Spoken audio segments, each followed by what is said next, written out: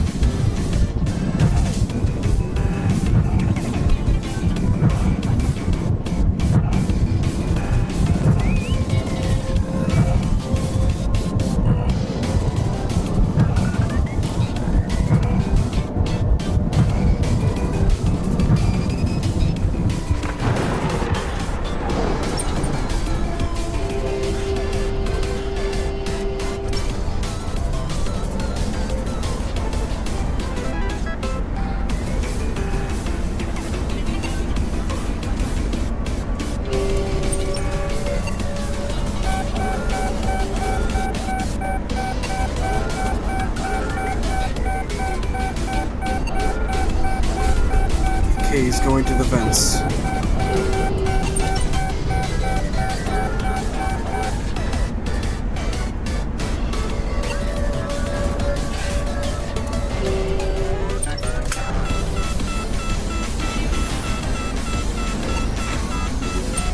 Let's Dandori this.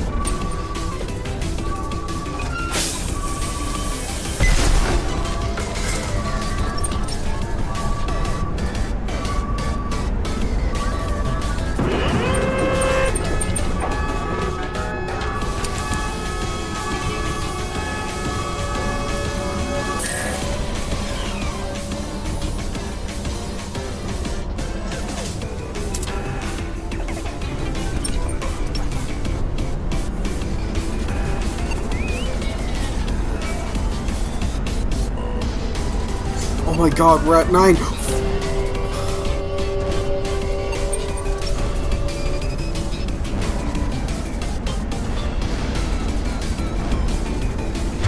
Yes!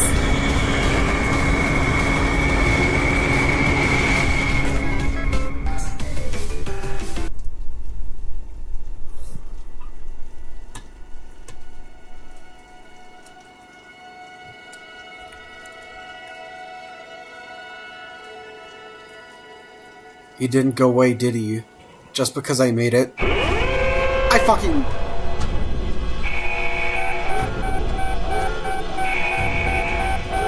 What now?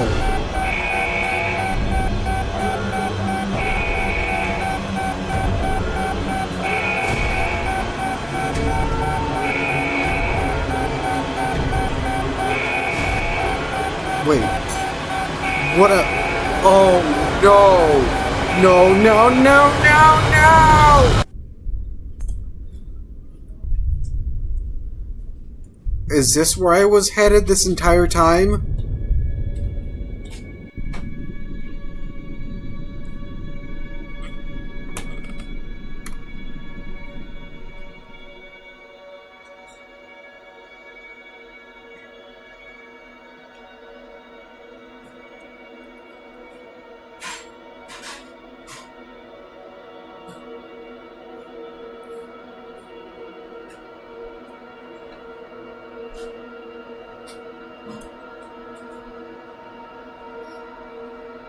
Ashton, supper's ready.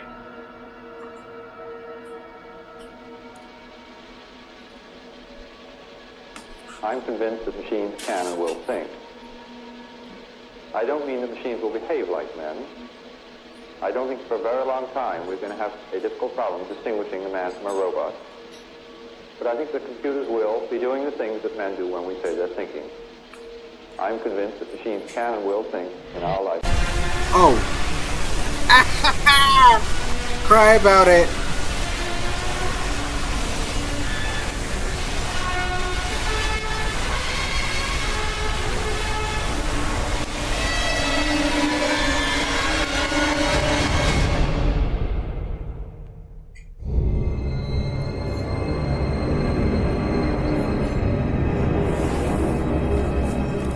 Director Zakathai, writing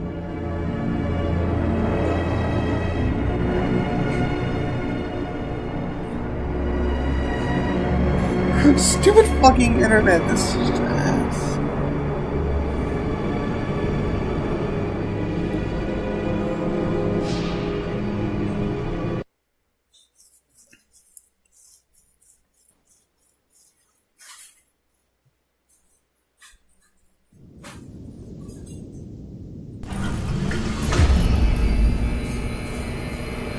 Please tell me it saved the fact I beat it. Please tell me it saved the fact I beat it.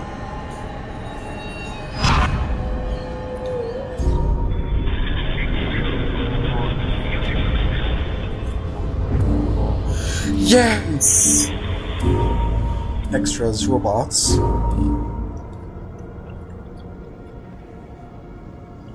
Ooh. Shut was the second prototype in the Shell was the second prototype in the Marcus Robotics Genesis experiments. While still considered a failure, he was better than Grayling in almost every way. His body was heavily damaged after the Marcus Robotics factory burnt down, causing him to lose most of his body plates. Yeah, he just straight up has bacon hair. Marcus was the third prototype for the Marcus Robotics Genesis experiments.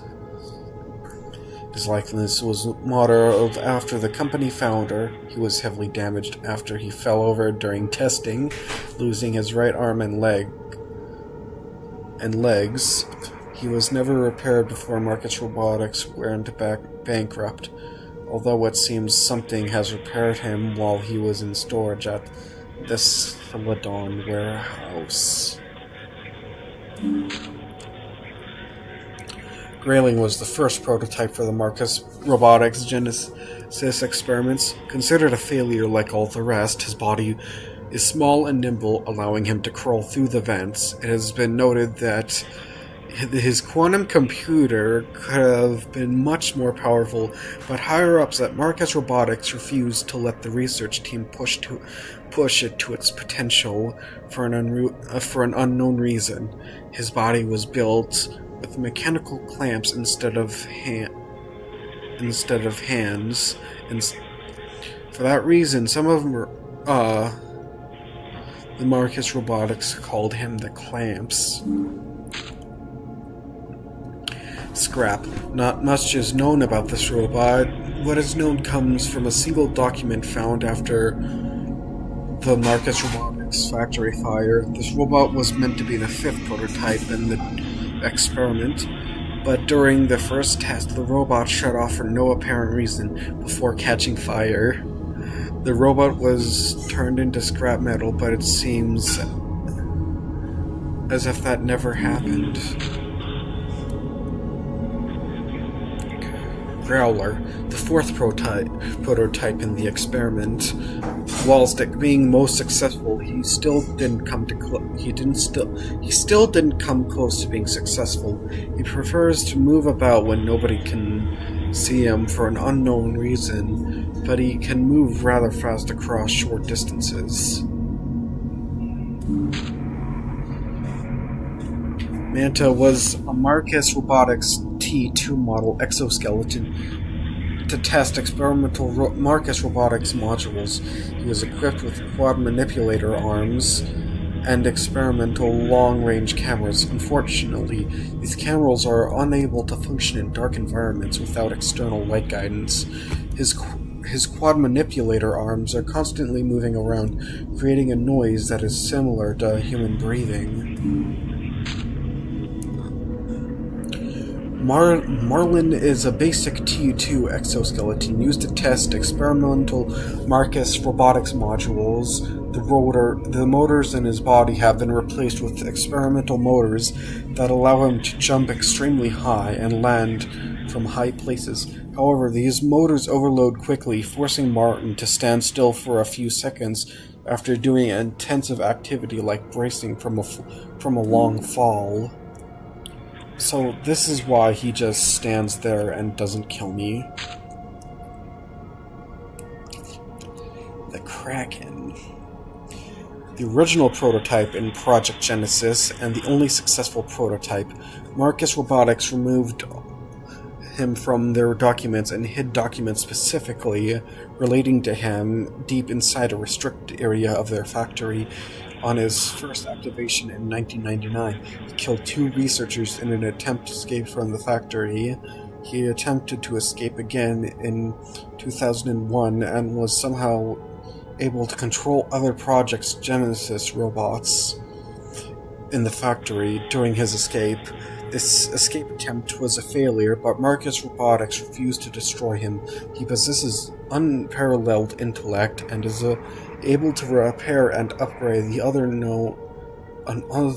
other Project Genesis robots for unknown reasons. After a kill, he will attach to the victim's body and parts and organs to his robot shell. Deteriorated scrap. A more broken and rotten version of scrap. It is unknown what caused him to decay like this, though it also noted that he has received other body parts under the process. He is also extremely aggressive. Deteriorated Growler. A more unique version of Growler. He has a purplish color now, and 2 extra legs. He is also extremely aggressive, just like Deteriorated Scrap, and can attach himself to walls and ceilings.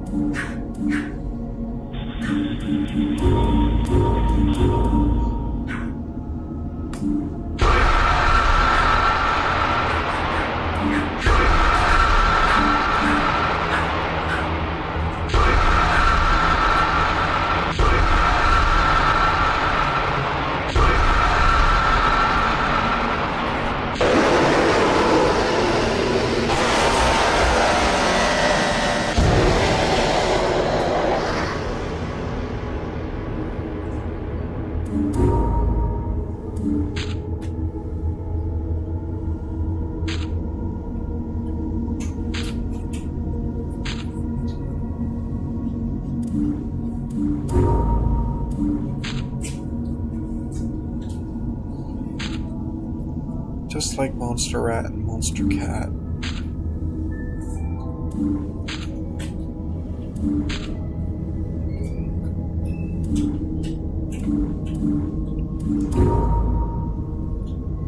Dismantled. Ashton, don't watch YouTube, I'm still live streaming.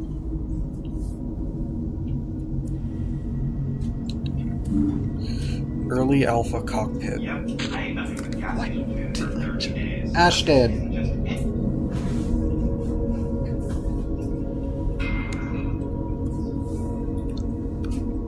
Early Alpha Cockpit 2. Unused breaker box mechanic. You would have to have a breaker panel in which you could fix errors in various ways, such as replacing a fuse or clicking on the screen to repair. This was scrapped due to it making the gameplay too complicated and overwhelming. Unused vent mechanic.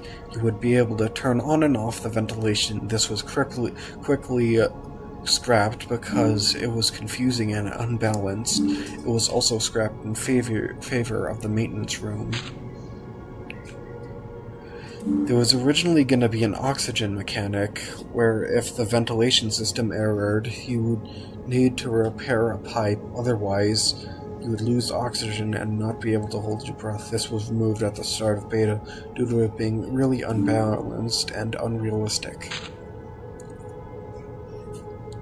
Early design of the Kraken, originally named Shadow Marcus, is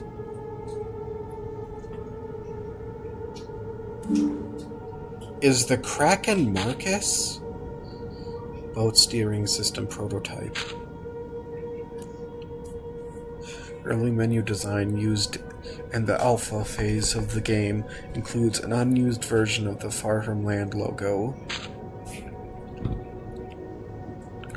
Unused game icon. We felt like the animatronic at the left concept was basic and wanted to try something unique.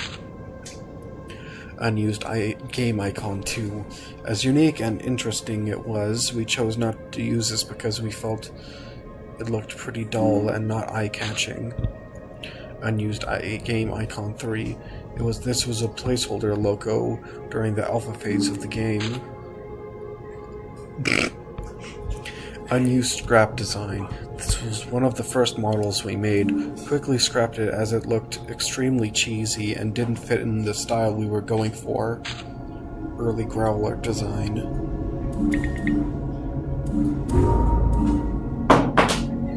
Malcolm Newell. Malcolm Newell is the captain of the Peril. His brother was a security guard in the Celadon warehouse who was unfortunately killed on duty by a trespasser. Strangely, his body was missing many of its internal organs. Malcolm doubts the break-in narrative and thinks there is something more at play, although he still hasn't voiced these feelings to anybody out of fear of being called crazy. Bishop Selfridge. Bishop Selfridge is the radio dispatcher working at Celadon. He is good friends with Malcolm. He, like Malcolm, is suspicious of what happened at the warehouse and is trying to find out more information on the company purchasing Marcus robotic assets.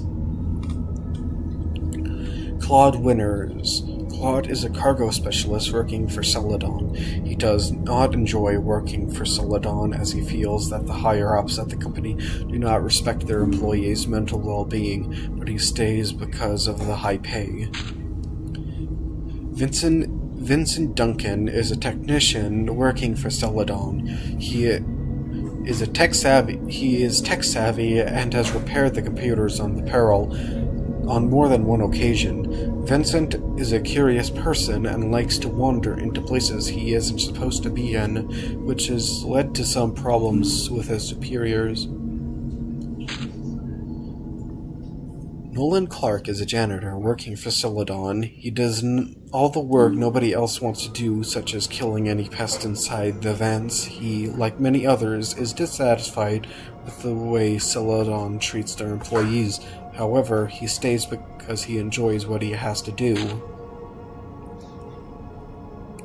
Ellie H. William is a mechanic working for Celadon. He typically does not trust the mainstream narrative and looks deeper into things.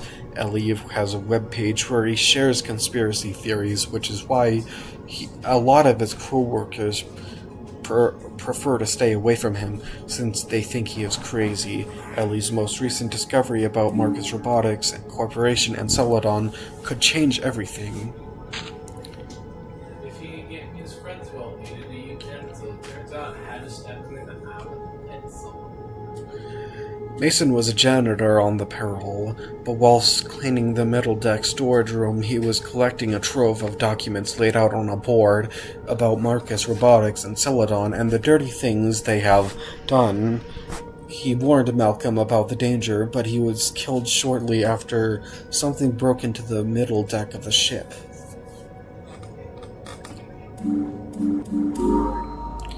Oh god, that's a hand.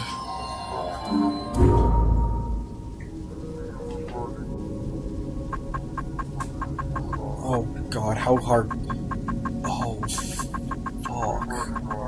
No. Fuck no.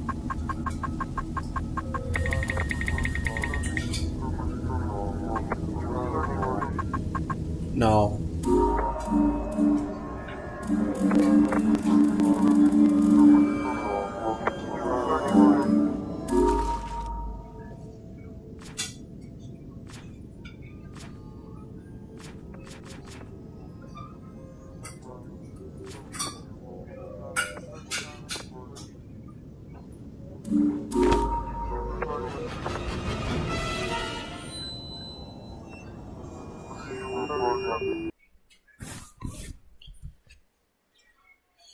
Okay, I'm not going to attempt the hardest challenges. I'm not. Because I've played the game because my brother wanted me to play it. I am not interested in whatever hardcore challenge it has to offer. Because, yes, I suppose I could have... Yes, I handled...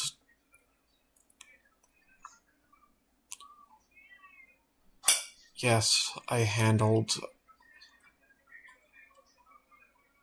the Kraken, but I'm not skilled enough for 2020 mode, nor